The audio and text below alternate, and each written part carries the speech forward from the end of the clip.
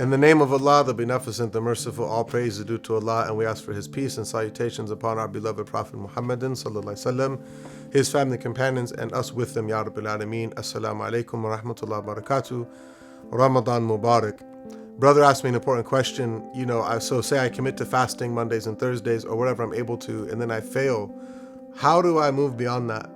One of the great scholars answered this when he said that when you're going to do extra actions, voluntary deeds, supererogatory things, those that you're committing to as part of your regular awrads, your regular litanies, your regular practice, if you will, the way to become steady in them and the way to move beyond the tendency to kind of fall off, if you will, is to treat them as if they were an obligation.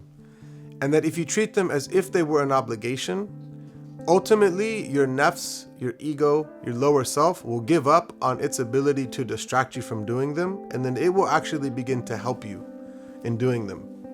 And we see parallels in this in this regard when we look at, like, say, financially, or we look at in terms of the gym, or we look at in terms of academically.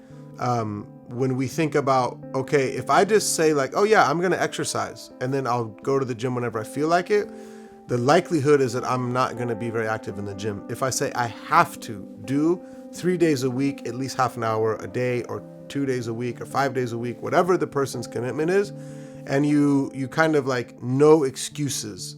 Like a friend of mine said, trying is lying. So if he's like, I'm going to try to go to the gym, you're not going to go to the gym. You're just not.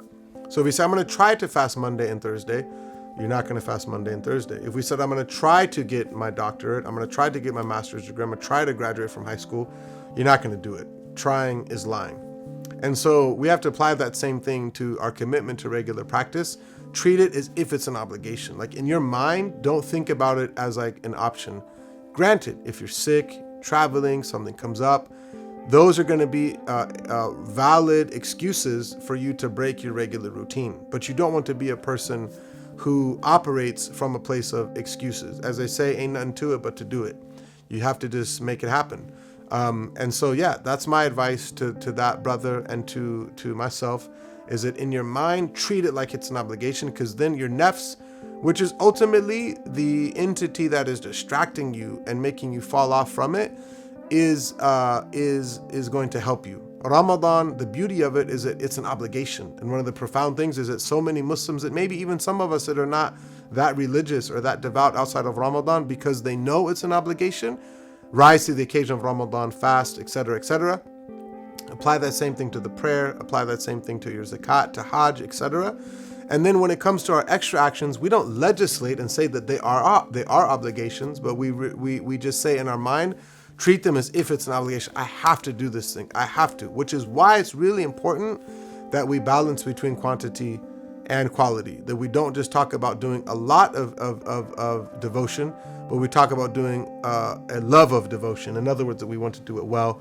I pray that Allah make it easy for us all. Kullu amantum bi khair, Ramadan Mubarak. Assalamu alaikum. Sallallahu ala Sayyidina Muhammad alayhi wa sallam. Walhamdulillahi Rabbil Alameen.